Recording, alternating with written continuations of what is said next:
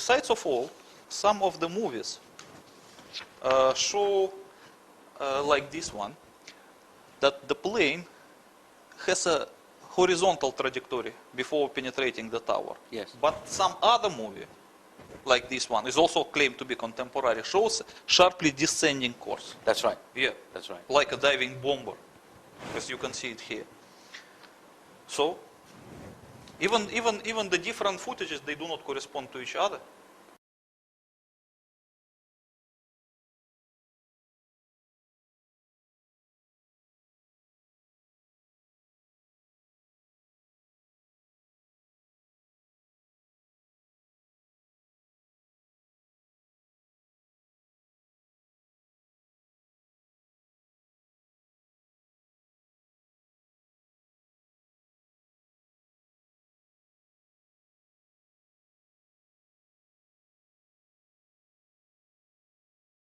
Okay, All of it points to digital manipulation. Besides, the most important is probably this. We can better see it here. You can see the form of the impact hole. Yes.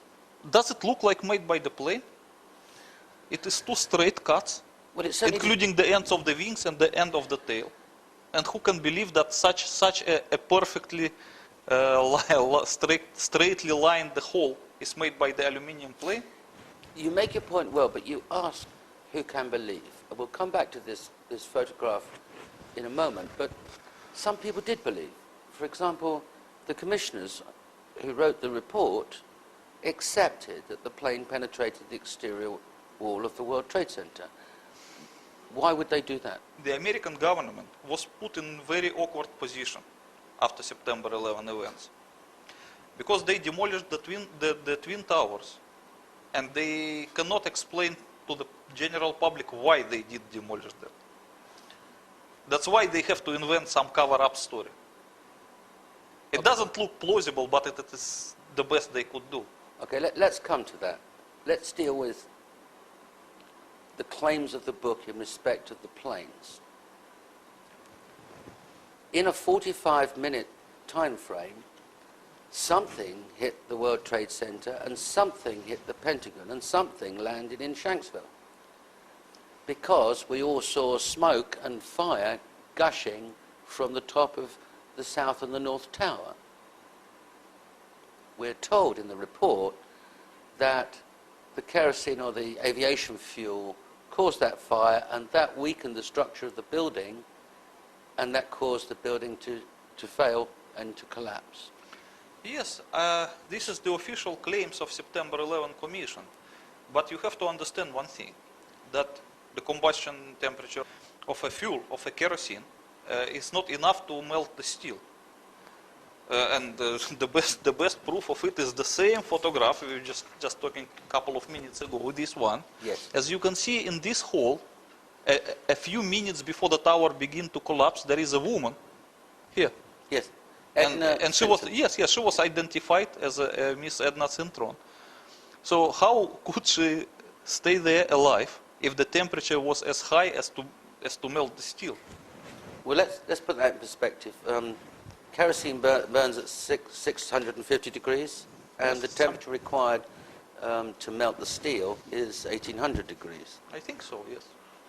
And in fact, to bend the steel is nearly 1000 degrees to weaken it. So, if it wasn't the fuel from the planes and them having ignited aluminium, what was it that caused those incredible fires, which we're told weakened the structure of the building?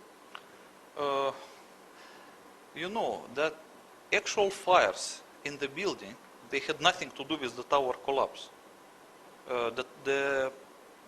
The tower collapse was caused by something different than the structure, because as you can see, by the time that the towers begins to come down, the fire was almost over. Okay, well, because all kerosene which supposed to be from the plane was already burned out by the time. Because if there was a plane, the kerosene would have burned very quickly. Even it was the plane or the kerosene was put there in the barrels, it doesn't matter. It was burned out by the time. So by the time the tower began to collapse, the kerosene was no longer available. Okay. And first of all, and don't forget that the tower that was hit first by the plane collapsed second, Yes. and the vice versa. Yes. In fact, the South Tower was hit at 9:16 and collapsed at 9:59. Yes, The North Tower was hit first at 8:46 and collapsed at 10:27. yes. Let's go on to the Pentagon. The extraordinary claim in the book is that the Pentagon was attacked by a missile. Yes. In fact, you identify exactly which missile it was. Yes. It was the Soviet-made Granit missile. Tell us about this missile. Okay. I may have a picture of it. Oh, you better see it here. You can Yes. see. This is the picture of this missile while still at the factory. And you can even see the red banner behind it, which says "Glory to the Soviet working class." Yes. That means it's still from the Soviet time. And this picture seems to be legally taken because it was a top secret weapons and no picture was available. Okay. But okay, we have good luck that we have it. As you can see, that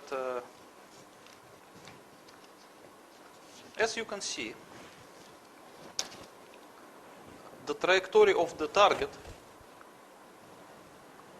which hit the Pentagon, Yes. does not correspond to the possible trajectory of the passenger plane. One of the The things, passenger plane cannot simply dive like that.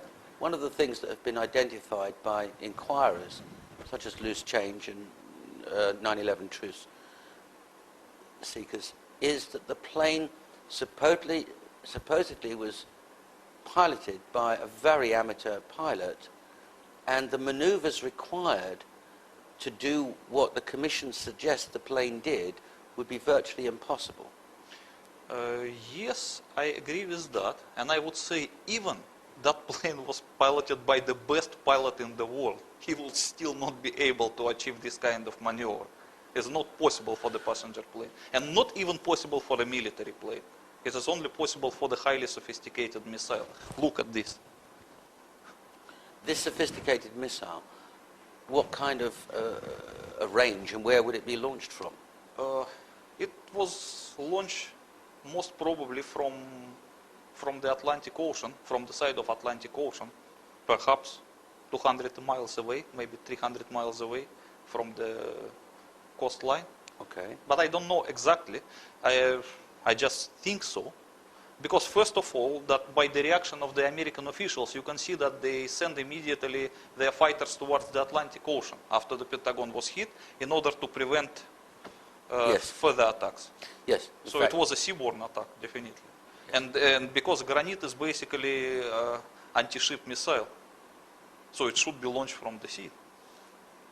Okay. And even you can see by the way it approached the Pentagon and hit it is the typical behavior of the anti-ship missiles, because it attempted to hit the Pentagon at the waterline level, which is very typical for this kind of missiles. Right.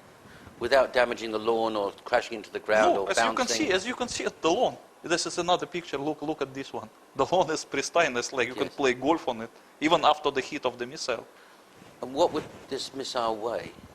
Sorry? What would be the weight of this missile? I How don't- heavy would it be? Oh, how heavy! It is a very heavy missile. It weighs over 7 tons. 7 tons. 7 tons, and it is very thick. It made from steel, and it is very thick. So it's like a flying tank. Okay, so this armored missile Yes, it's heavily hits the armored wall missile. of the Pentagon. And very fast also. It has speed over 2.5 Mach. So this is like a giant bullet. Extraordinary. Yes. Extraordinary. So it hits the outer wall of the Pentagon. Yeah. The inertia takes it through the other side of that wall, Yes. ring A, Uh-huh. and then into ring B, out of ring B, Yes. into ring C, and then finally stopping at the other side of D. Yes, as you can see in this picture, it managed to penetrate at least 6 capital walls of the Pentagon. Which, And let's look at the exit hole. yes, with their holes. Yeah, look at this hole. Does it look like a hole made by the plane? Your position is that it couldn't be a plane, No, no way. and there definitely was this missile. Of course.